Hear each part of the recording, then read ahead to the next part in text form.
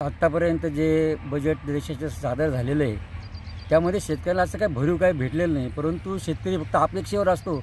याही बजेटमध्ये आमची ही अपेक्षा आहे की ज्या खतांच्या किमती शेतकऱ्यांची जे खत लागतं, बियाणं लागतं, औषधं लागतात शेतीसाठी, याच्या किमती भरमसाठ झालेल्या आहे. त्या किमती कमी केल्या पाहिजे आणि शेतकऱ्यांना त्या स्वस्तात कशा भेटतील यासाठी नियंत्रण आणलं पाहिजे.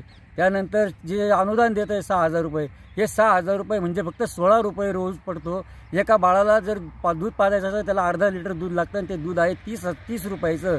त्या 6,000 रुपये शेतकऱ्यांना काय भेटणार आहे? जे वर्षाला 6,000 रुपये, त्याच्यामध्ये मी तर असं म्हणेल की कमीत कमी 2,000 रुपये महिन्याला दिले पाहिजे, तेव्हा ते कुठेतरी त्याच्या कुटुंबाला त्या आधार होईल. नाहीतर ह्या 16 रुपयामध्ये त्याच्या कुटुंबाला आधार भेटणार नाही. आणि जो मेन प्रश्न आहे शेतमालाचा, जो एक्सपोर्ट करत नाही भारत सरकार, त्याच्यावर निर्यात बंदी आणतं. ती निर्यात बंदी वर्षभरासाठी उठवली पाहिजे. कायमस्वरूपी शेतमाल हा निर्यात झाला पाहिजे. त्यामुळे शेतकऱ्याला 2 रुपये भेटतील आणि देशालाही त्याचं परकीय चलन मिळेल. आज जे परिस्थिती झालेली आहे, कांद्या निर्यात बंदी करून जे करोडोचं नुकसान सहन करावं लागतं शेतकऱ्यांना पण, आणि पर्यायी देशाला पण सहन करावं लागतं ते.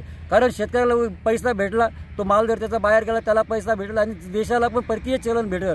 देशही प्रगतीवर जाईल आणि शेतकरी प्रगती होईल. आणि अनुदान वगैरे देण्याचा जो फंड आहे हा बंद होऊन जाईल आणि शेतकरी हा काहीतरी त्याच्या शेतीला म्हणा किंवा त्याच्या कुटुंबाला त्याला मोठा आधार मिळेल.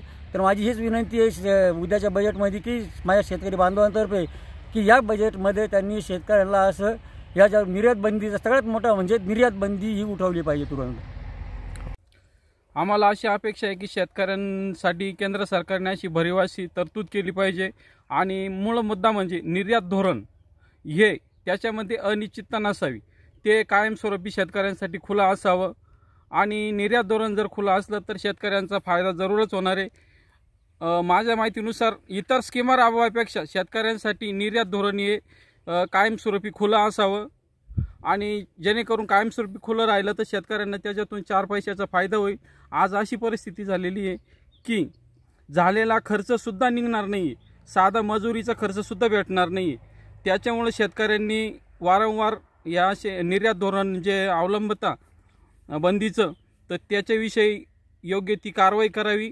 आणि आज जो शेतकरी देशोधडीला लागलेला आहे त्याच्याविषयी चांगल्यात चांगल्या भरीव योजना आणाव्या आणि निर्यात बंदीचं धोरण हे कायमस्वरूपी खुलं असावं.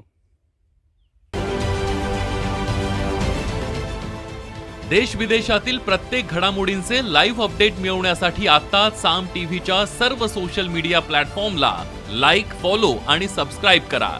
तसंच सर्व नोटिफिकेशनसाठी बेल आयकॉन प्रेस करायला विसरू नका.